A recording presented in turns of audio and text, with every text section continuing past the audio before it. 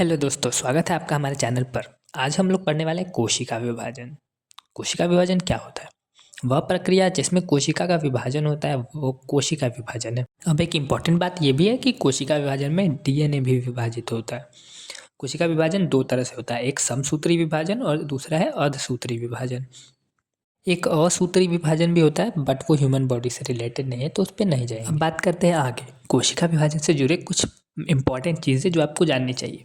पहली ये कि जो कोशिका विभाजित होगी उसे हम लोग बोलेंगे मातृ कोशिका यानी कि मदर सेल। दूसरी जो चीज़ है वो ये कि जो सेल डिवाइड हो जाएगा तो डिवाइड हो चुके सेल को हम लोग बोलेंगे डॉटर सेल यानी कि पुत्री कोशिका।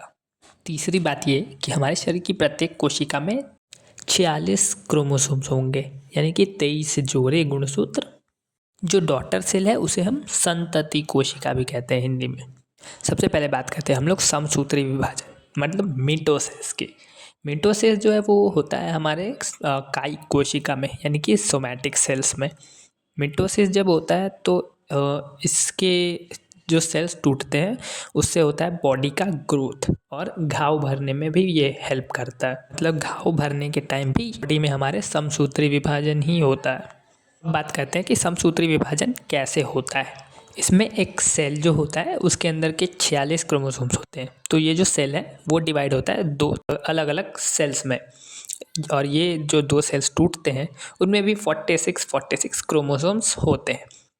अब बात करते हैं दूसरे विभाजन यानी कि अर्धसूत्री विभाजन जिसे हम लोग मियोसिस भी कहते हैं।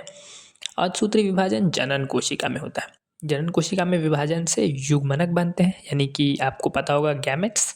जो शुक्राणु और अंडाणु है यानी कि ओवम और स्पर्म वो हमारे जनन कोशिका है। ठीक है, तो बात करते हैं कि मियोसिस होता कैसे। इसमें जो 46 क्रोमोसोम्स यानी कि गुणसूत्र वाले जो मदर सेल होगी वो टूटेगी 4 सेल्स में, छोटे छोटे 4 डॉटर सेल्स जिसमें हर एक में 23 क्रोमोसोम्स होंगे। यहाँ 46 की जगह 23 क्रोमोसोम्स वाले 4 सेल्स में टूटेगा।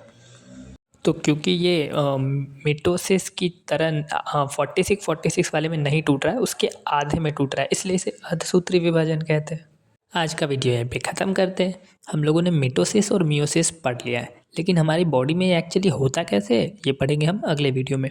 तो टारगेट करते हैं 100 व्यूज़ का। 100 व्यूज़ के बाद अगला वीडियो आ जाएगा और अगर आपको कोई और टॉपिक पढ़ना है तो आप कमेंट कर सकते हैं।